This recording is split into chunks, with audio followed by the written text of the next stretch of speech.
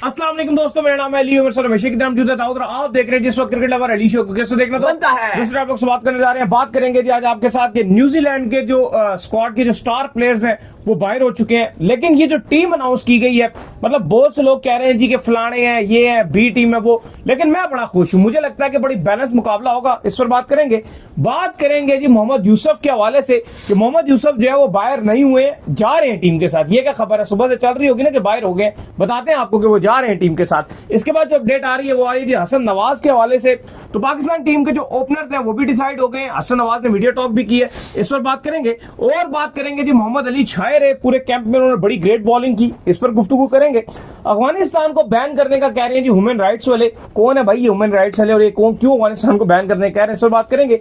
England और Australia जो एक टेस्ट मैच खेलेंगे, नाइट टेस्ट मैच होगा, सेलिब्रेट करेंगे भाई। ये क्या सेलिब्रेट करेंगे ये भी आपको बताएंगे। तो अगर आप हमारे चैनल पर पहली बार आए, चैनल को अपनी सब्सक्राइब करें और साथ जाना। तो बात का खास करते हैं नमून खबर के साथ जो हमारे पास आ रही है। तो न्यूजीलैंड ने अपना जो है वो एक स्क्वाड जो है वो अनाउंस कर दी है, जो कि पाकिस्तान के अगेंस्ट जो है वो T20 में नजर आएगा। स्टार प्लेयर्स जो न्यूजीलैंड के बाहर हो चुके हैं। रीजन ये है कि कुछ जो है वो रेस्ट कर रहे हैं और काफियों ने जो है वो आईपीएल के अंदर जो है जाकर शमूलियत इख्तियार करनी है।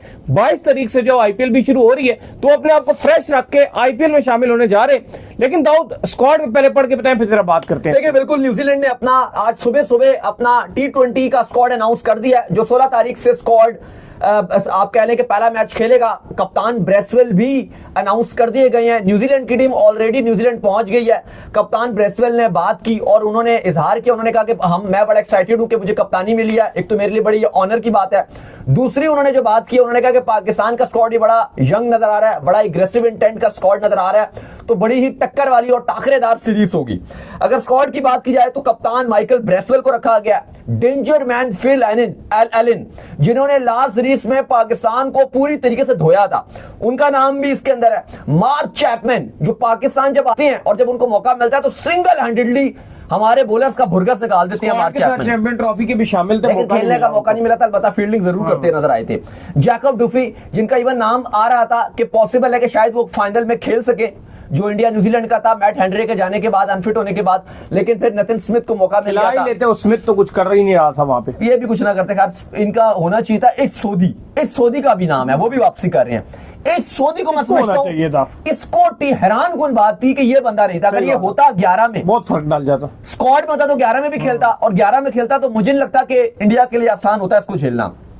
फिर इसके बाद जैक फॉल्क्स, ये सिर्फ 4th और 5th मैच के लिए होंगे। फिर मैट हे, इसके अलावा मैट हेनरे, ये सिर्फ 4th और 5th मैचेस के लिए होंगे। पहले 3 मैचेस के लिए अवेलेबल नहीं होंगे, ऑलरेडी इनको चोट भी लगी हुई थी, तो ये आराम करेंगे, लेकिन 4th और 5th मैचेस में वापस आ जाएंगे।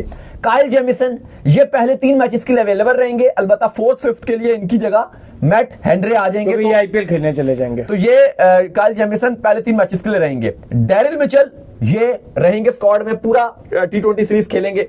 जिमी निशम ये वापसी कर रहे हैं, पाकिस्तान के खिलाफ आ जाते हैं पाकिस्तान के खिलाफ। विल ओरके ये पहले 3 मैचेस के लिए अवेलेबल रहेंगे, ये 3 मैचेस खेलेंगे। Tim Robinson, Ben Sears, Tim Seifert, और आपको इस सऊदी का नाम भी बताया। तो अली साहब, स्क्वाड तो न्यूजीलैंड का ठीक है, बहुत सारे आपको पहले ही बताए थे कि जैसे कप्तान सेटनर है, उन्होंने कहा कि डोमेस्टिक कमिटमेंट्स हैं कुछ उनकी, पहले वो खेलेंगे, भी खेलना ना, फिर उसके बाद आईपीएल खेलेंगे। फिलिप्स की अगर आप बात कर लें तो वो भी जो है वो आईपीएल खेलता है, वो भी आईपीएल खेलेगा जाकर, और वो आराम भी करेंगे, थोड़ा रेस्ट भी है, तो काफी सारे जो मेन स्टार प्लेयर्स हैं उनको आराम भी करवाया गया। ये अच्छी चीज है। देखो आपकी टीम जो है दोबारा से T20 में एक रीबिल्ड फेज के अंदर है। आपकी वो मेन टीम नहीं है, ना आपके कोई मेन स्टार है। वैसे तो मेन स्टार भी न्यूजीलैंड में कुछ नहीं कर रहे होते, लेकिन अगर आपकी टीम जो है ना जो रीबिल्ड स्टेज में होती है, उसको थोड़ा सा कॉन्फिडेंस चाहिए होता है। तो अगर आगे हल्की टीम मिलेगी और हल्का मुकाबला मिलेगा तो कॉन्फिडेंस जरूर मिलेगा। लेकिन ये याद रखें, न्यूजीलैंड के अंदर टफ ही रहती है, चाहे आप उनकी नई टीम से खेलें। लास्ट जो आपने खेली थी सीरीज, उसमें यही सारे के यंगस्टर्स ही थे जिससे आप 4-0 हार गए थे। फिन एलन ही आपने आखिरी मैच जीत लिया था, 4-1 से सीरीज खत्म हुई थी। वो सारे एलन ही अकेला काबू नहीं हुआ, तो बाकियों की क्या बात। उसमें भी सारे इनके प्लेयर्स तो रेस्ट ही कर रहे थे। चलो एक आध बॉलर सऊदी वगैरह था, बाकी तो वो भी अब रिटायर्ड हो गए हैं,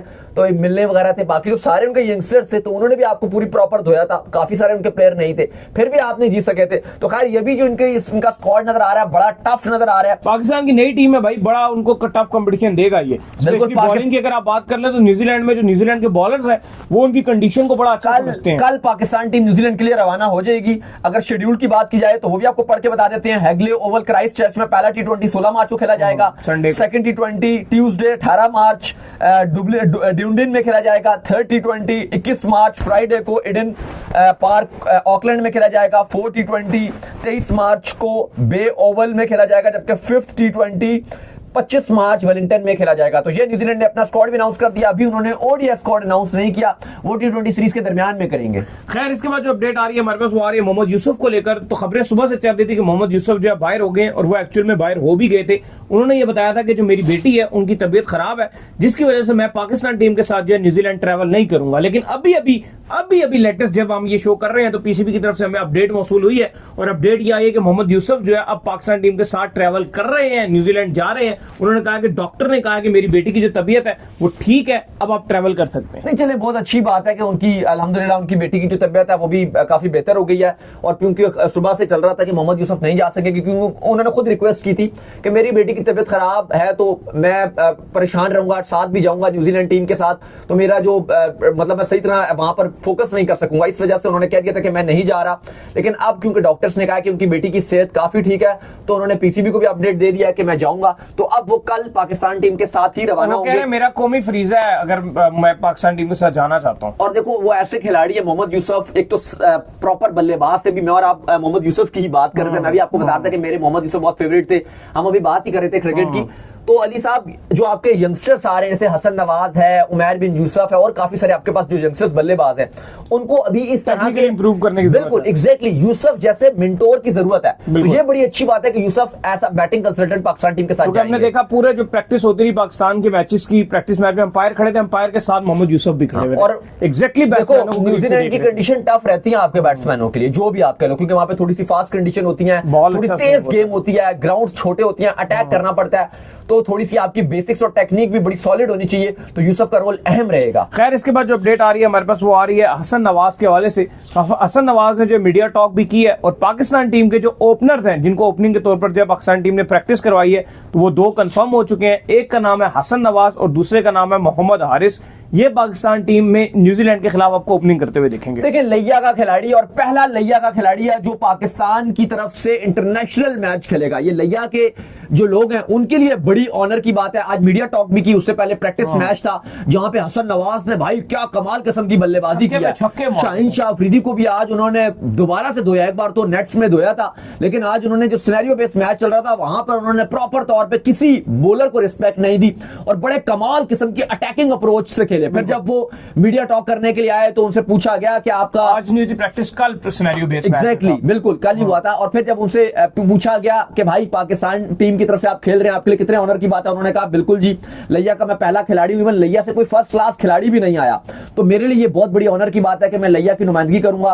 उन्होंने कहा कि न्यूजीलैंड की कंडीशन बहुत टफ होती है पाकिस्तानी बल्लेबाज के लिए, लेकिन हमें टीम मैनेजमेंट ने बोला हुआ है कि आप बेशक आउट हो, आपको आउट होने से घबराना नहीं है, जीरो पे बेशक आउट हो जाओ, लेकिन जो इंटेंट है वो एग्रेसिव होनी चाहिए। यही बात मोहम्मद हारिस भी कह चुके हैं। मोहम्मद हारिस और हसन नवाज ये पाकिस्तान के सलामी बल्लेबाज होंगे T20 इसमें, और अप्रोच एग्रेसिव होगी कि आप अटैक करना है। प्रैक्टिस ये करवाइए कि आप छक्के मारो, अगर आप आउट होते हो तो हो जाओ, लेकिन जो हमें गेम चाहिए वो अटैकिंग अप्रोच वाली गेम चाहिए। ये बड़ी पॉजिटिव खबर होने वाली है पाकिस्तानी फैंस के लिए। रमजान में T20 मैचेस हैं, सुबह सुबह आपको ये जागना पड़ेगा, सैरी के बाद जो है वो आपको 6:15 बजे मैच शुरू होगा तो बड़ा मजा आएगा। लेकिन हसन नवाज यही कह रहे हैं कि वो फुल एक्साइटेड हैं और तैयार हैं T20 सीरीज के लिए, मुश्किल कंडीशन के लिए भी। बिल्कुल। खैर इसके बाद जो अपडेट आ रही है हमारे पास वो आ रही है मोहम्मद अली के हवाले से, और अपडेट ये आ रही है कि मोहम्मद अली ने जो सिनेरियो बेस्ड मैचेस थे तीनों पेसर से आपके बहुत बेहतरीन बॉलिंग की, बल्कि चारों पेसर्स थे। एक शाहीन बॉलिंग कर रहे थे वहां पर, एक हारिस रूफ वहां पर बॉलिंग कर रहे थे, एक जांदाद बॉलिंग कर रहे थे। तो इन सारों में जो सबसे मुश्किल खेलना हुआ था वो मोहम्मद अली को हुआ था। बार बार वो विकेट्स ले रहे थे। देखिए भाई मोहम्मद अली ने कमाल कर दिया। मोहम्मद अली ने सिनेरियो बेस्ड मैच में किसी भी बैट्समैन को अपने सामने खड़ा नहीं होने दिया। कभी वो बोल्ड कर रहे हैं, कभी उनकी गेंद में कैच हो रहा है, कभी उनकी गेंद में एज लग रहा है, कोई भी बल्लेबाज उन पे कंफर्टेबल नहीं हो रहा। इवन एक बल्लेबाज ने उनको चौका भी मारा तो अगली ही गेंद पे उन्होंने उसकी विकेटें उड़ा के रख दी। इतनी शानदार गेंदबाजी मोहम्मद अली कर रहे हैं। हम बार बार कहते रहे, चीखते रहे चैंपियंस ट्रॉफी से पहले कि भाई ये जो आपने हसनैन को चौथा फास्ट बॉलर रखा है, इससे बेहतर मोहम्मद अली को ही रख लो। और ये हम एवं हवा में तीर नहीं मार रहे थे। आपके चैंपियंस कप का सबसे बेहतरीन बॉलर मोहम्मद अली। इससे पहले आपका T20 कप हुआ, सबसे बेहतरीन bowler Mohammad Ali. Champions cup में तो प्लेयर ऑफ द टूर्नामेंट का अवार्ड भी मोहम्मद अली। तो जब वो सबसे बेहतरीन बॉलर था तो फिर आपने उसको स्क्वाड में क्यों नहीं रखा चैंपियंस ट्रॉफी के? अब ये फैन सवाल पूछते हैं ना, और वही बात है कि आपकी वही बेकार बॉलिंग जो मैच जितवा ही नहीं पाती in Pakistan, in Asian condition, in Dubai. अब आप देखो ना, बिल्कुल ही आप दुबई में भी आपका बेकार फास्ट बॉलिंग की परफॉर्मेंस बेकार रही, इन पाकिस्तान भी आपने 350 खाया न्यूजीलैंड के साथ, तो आपकी तो बिल्कुल ही फारिग बॉलिंग थी। और जो मेरिट पे जिनको आना चाहिए था लाइक मोहम्मद अली, उनको आपने रखा ही नहीं। तो हमने पूछा था आकिब जावेद से, उन्होंने बोला था कि मोहम्मद अली और आकिब जावेद बिल्कुल इनको चांस मिलेगा, तो फाइनली उनको चांस मिल भी गया। और अब खबर यह भी आ रही है कि इनको पहले T20 में खिलाया भी जाएगा, क्योंकि जब हम आपसे बात कर रहे थे, हमने प्लेइंग 11 बनाई थी, तो हम यही बात कर रहे थे कि मुश्किल है ये मोहम्मद अली को 11 में शायद ये चांस ना दें। जब स्क्वाड अनाउंस हुआ था तब हमने 11 बनाई थी, लेकिन जो सिनेरियो बेस में इन्होंने बॉलिंग करके दिखाई है मोहम्मद अली ने, भाई अब इनको 11 से आने से रोक सकते हो तो आप रोक लो, लेकिन अब इनको आप 11 में आने से नहीं रोक सकते। और कभी इम्कान है कि मोहम्मद अली पहला T20 अगेंस्ट न्यूजीलैंड अब शायद खेलेंगे।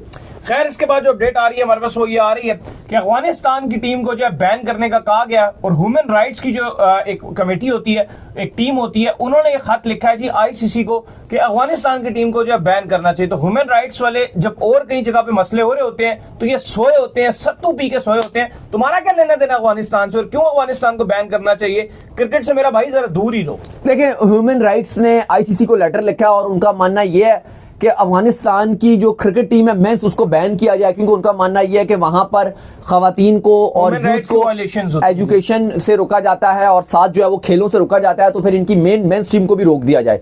ये जो ह्यूमन राइट्स इंटरनेशनल है उसने ICC को लिखा है।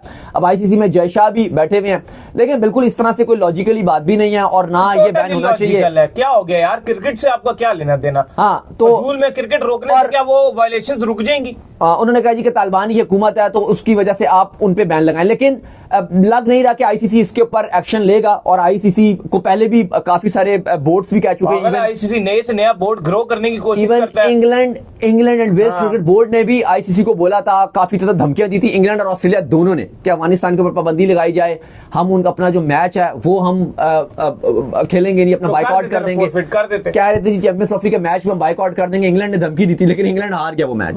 इंग्लैंड ने धमकी दी थी कि मैच बाइकआउट कर देंगे, अफगानिस्तान वाला मैच।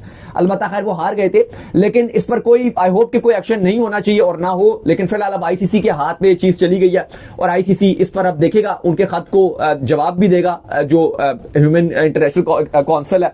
लेकिन उम्मीद की जा रही है कि ऐसा कोई चीज ना की जाए, क्योंकि देखो ठीक है, अब हर कंट्री की अपनी, अगर वो वुमेन्स क्रिकेट को नहीं लॉन्च करना चाहते तो उनकी अपनी मर्जी है, आप किसी के ऊपर अपनी मर्जी नहीं थोप सकते। अगर उनकी हुकूमत चाहेगी तो ठीक है, वो लॉन्च कर देगी अपनी जो टीम है वुमेन्स की। नहीं चाह रहे तो आप जबरदस्ती तो किसी के ऊपर नहीं कर सकते ना। ऐसा ही है। खैर, इसके बाद जो अपडेट आ रही है वो आ रही है इंग्लैंड और ऑस्ट्रेलिया के हवाले से, और अपडेट जो है वो ये आ रही है कि दोनों के दरमियान जो है वो एक 2027 मार्च में एक डे एंड नाइट जो टेस्ट मैच है वो खेला जाएगा, जो कि हिस्टोरिकल ग्राउंड है मेलबर्न का, वहां पर जो है इसको शेड्यूल किया जा रहा है और ये 1877 की याद में जी खेला जा रहा है। जी देखिए, 1877 में टेस्ट क्रिकेट स्टार्ट हुई थी, ठीक 150 साल पहले, और अब 150 साल के बाद MCG इंग्लैंड और ऑस्ट्रेलिया को होस्ट करेगा। ये बड़ा हिस्टोरिक मूवमेंट होगा, फर्स्ट टाइम एवर, पहली बार ऐसा हो रहा है कि MCG day and night test host करेगा और ये मार्च में खेला जाएगा मैच। तो ऑस्ट्रेलियन क्रिकेट बोर्ड ने ये अनाउंस कर दिया है कि बड़ा ही हिस्टोरिक ये मैच खेला जाएगा। और 1877 में भी जो मेलबर्न है उसने टेस्ट मैच को होस्ट किया था, तो 1.5 साल के बाद MCG होस्ट करेगा और वो डे नाइट टेस्ट होगा, बड़ा मजा आएगा। देखते हैं कि अब, लेकिन अभी नहीं होगा, 2 साल के बाद होगा, 2027। तो उम्मीद करते हैं आज का हमारा शो आपको वीडियो को लाइक कीजिए, हमारे चैनल को सब्सक्राइब कीजिए, साथ ही बेल आइकन को बजाइए। एक और काम कर लीजिए और वही कर लीजिए, इंस्टाग्राम पर आप जाइए फॉलो, इंस्टाग्राम पे मुझे फॉलो कर लीजिए, वहां पे मैं मौजूद हूं, दाऊद क्रिकेट के नेम से। अगर आपको कोई सवाल हो तो भेजिएगा, उनको भी फॉलो कीजिए। मुझे फॉलो कीजिए, मौजूद क्रिकेट ऑफिशियल के नाम से लिंक डिस्क्रिप्शन में मौजूद है, जाइए फॉलो कीजिए। अल्लाह हाफिज, बाय बाय।